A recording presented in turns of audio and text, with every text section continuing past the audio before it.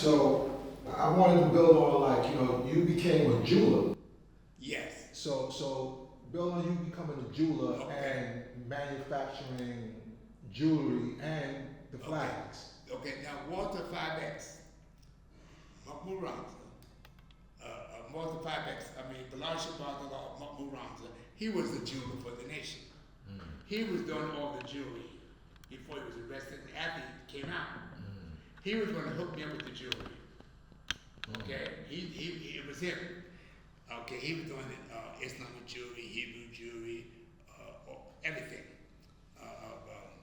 Red, black, and green. The red, black, and green. He made it large. He took it to the sky. The red, black, and green, and he taught me the jewelry, all about the jewelry, and connected me with all with the jewelry connections. Okay, so now I'm doing jewelry. And I said that big store on Utica Avenue, huge, laid out, wall-to-wall carpet, 55-gallon Fisher-Graham stereo, color TV, office. Oh man, chandeliers in the window. I'm an extremist. Chandeliers in the window. Oh man, and the guards was coming from all over, brother. And so you started doing the jewelry in the '60s. I thought doing jewelry, yeah. And what made you want to do jewelry? What was your interest in jewelry? Huh? What made you want to do jewelry? Like pick up that? Walter.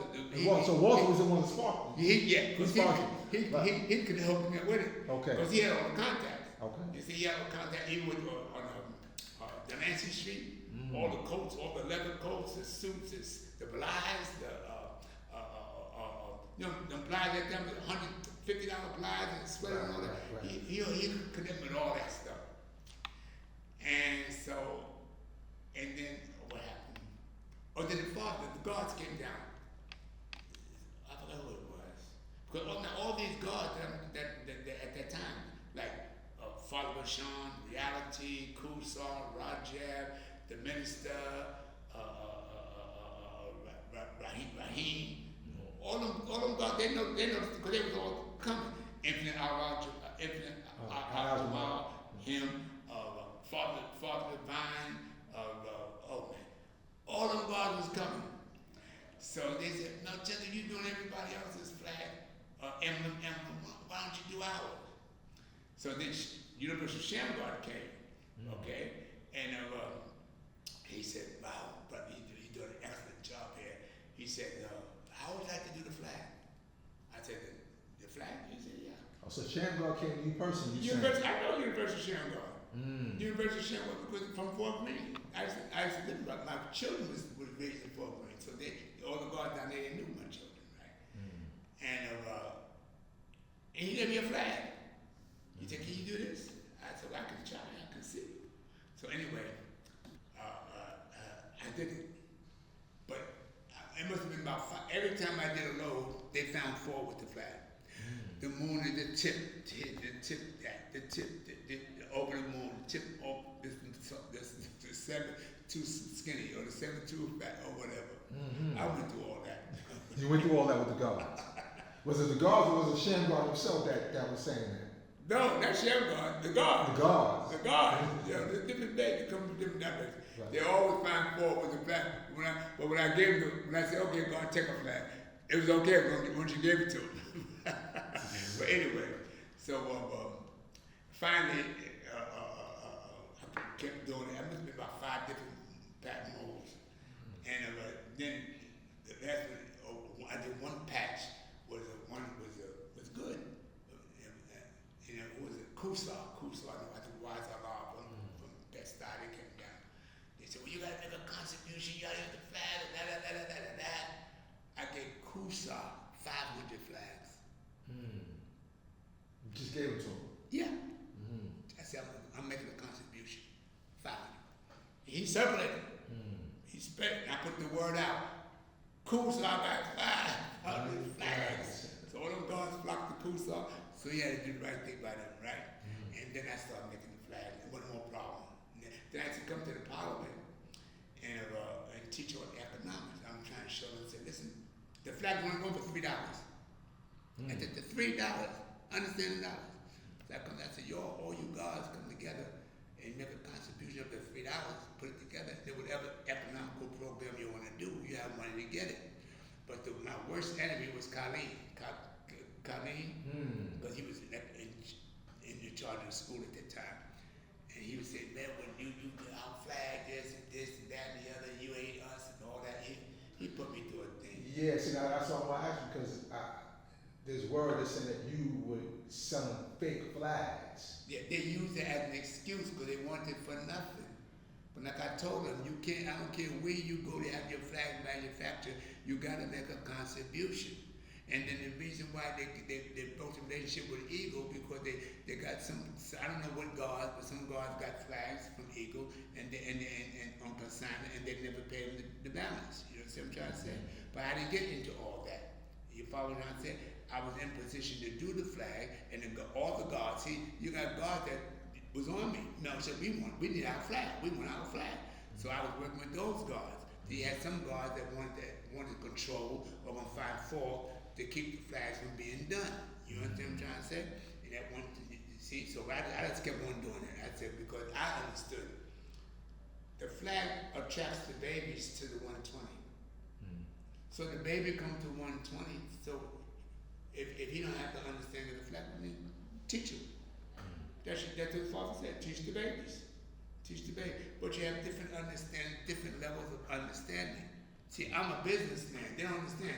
I'm a businessman. Yeah. Whatever you come to me that you want done and I can do it, I'm going to do it, but it's a service charge. You understand what I'm trying to say? See, I've always been economics. See, and that's one thing that they understand now, but one thing they at that time, they felt that what you do, you're supposed to give it to them free. But a lot of babies came to me, it was $3. You came with 50 cents, something 50 cents, 75 cents, $1. I never turned the baby around. You give him the flag. It's at one time the portrait of the father, only high echelons or certain guards had portraits of the father. The guards brought me the portrait. I made the portrait and put it out there. Everybody said, see, that's where the discrepancy would come in because certain people who took the picture say that that's my picture and you shouldn't be selling my picture because I own that picture. But okay, it's your picture. Why aren't you making it available for everybody? That's what I'm saying. Like, so that's where the discrepancy comes in. But only you supposed to have the picture. But what about all the other babies out there? Babies come to me and say, no, his baby, 15, 16, we're talking about 15, 16, 17 years old. Melchisedek, I got stacks of pictures. Listen, can I have a picture of my father? When am I supposed to say no? Well, I mean, I'm just trying to show you what I'm doing. So it's more like, I guess some people might look at it as an intellectual property or their personal property, and then that got out, and they're like, you're selling this picture. But what they don't understand, the portrait of the father don't belong to one person. The flag don't belong to one person. It belongs to the lost foundation of Islam in America, which is everybody. The word of God is for everybody, not just certain people. But not everybody for the word of God. Because they don't understand that. Some not all. Some don't understand that. Right. You understand what I'm trying to say? No, it's just it's like when I had a problem with the sun, moon, and star, with the nation, with the lapel pin MGT bars. But I had to let them know. It belongs to MGT and FOI. You understand what I'm trying to say? Nobody, one thing got to understand, the teachings of the Nation of Islam and the teachings of the God of earth don't belong to one person. It belongs to all the lost foundation of Islam in America.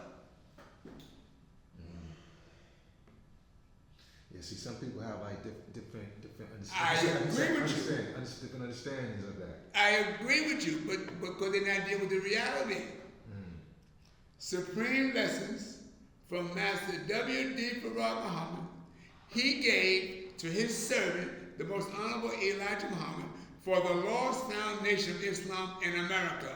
But see, as I'm listening to you, and I'm listening to you, Bill, you're speaking the language of economics, right? And not everybody speaks that language of economics. No, I understand, but this is not about economics. This is about the Word of God. No, I know that. No, but I'm just talking about like in terms of like you manufacturing the flag, you Yeah. manufacturing the image of Allah, Right. or all these different Right. things that people might deem as solely to the 5% nation, and and then you also as a merchant you're selling it, you're capitalizing on it. Right. You're capitalizing, like you said, because there's a cost to it, right? There's a cost to making Oh, it, definitely. right? So Definitely.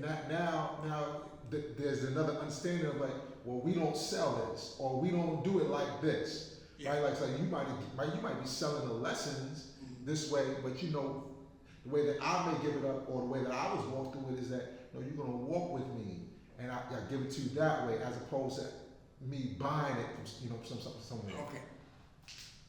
Do you have time? Here's 100 people coming to you. Right. No, I'm saying, but you're a businessman. Right. You're a business, and I'm just I said, and just for the sake of the audience to know that you're a businessman first, right? Right. Economics. You're about economics. but I want it available for everybody. Right. Because see what you have to understand, you cannot keep wisdom alive unless you keep it amongst the people. Because the people, the knowledge and wisdom understanding, when it's available for the people, it always produces gods. You see, look at that. Look at that. That's for the people.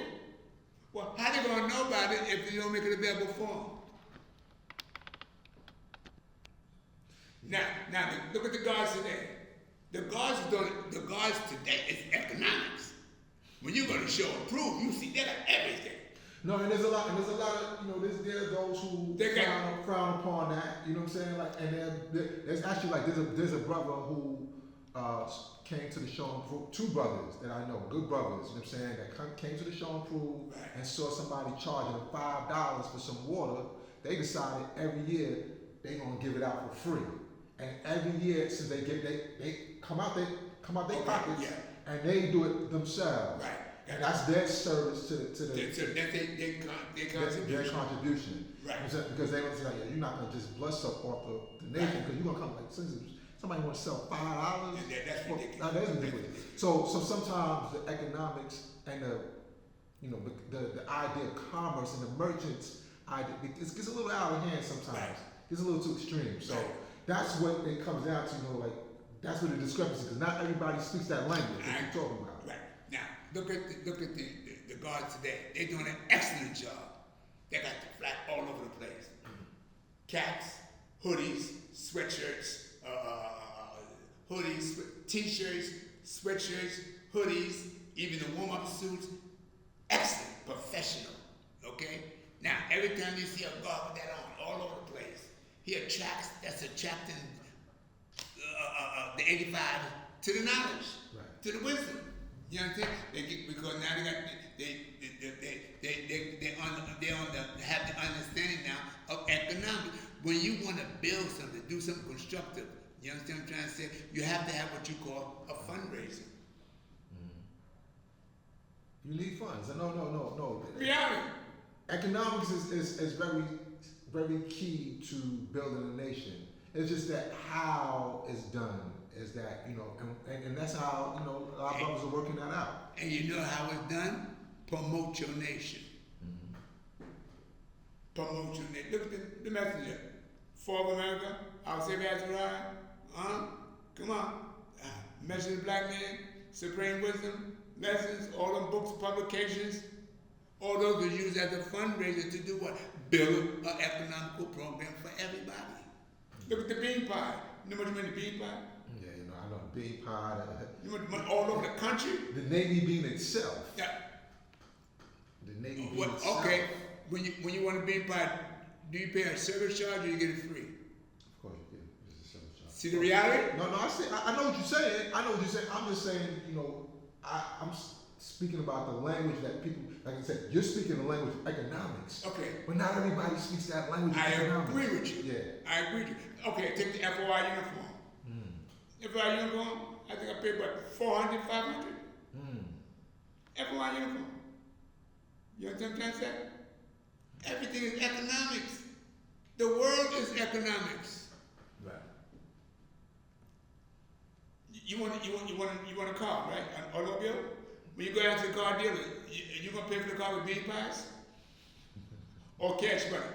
Cash money. You want to go on a plane? You gonna fly? You wanna go to California? You gotta catch a flight, right? See, like that. When I build with you, I always hear you talk about like set yourself at in heaven, right? That's your and that's from the lessons, right? That's not from the problem book, right? Yes, again. Set yourself up in heaven. Put yourself in heaven at once. Put yourself in heaven at once. Right? Now, what is heaven? Break it down. The mindset. That's how I see it. The mindset. Heaven is the mindset. Yeah. You know what I'm saying? Yeah. The mindset. What's the reality of that mindset? The best of food, the best of clothing, the best of shelter, the best of transportation, and take a vacation. That's heaven. I'm going to go over it for you. And I want everybody to hear what heaven is. The best of food, the best of clothing, the best of shelter, the best of transportation, and take a vacation. And you can't do neither one if you ain't got no money. You must do your own research, as I did. If Mecca did this.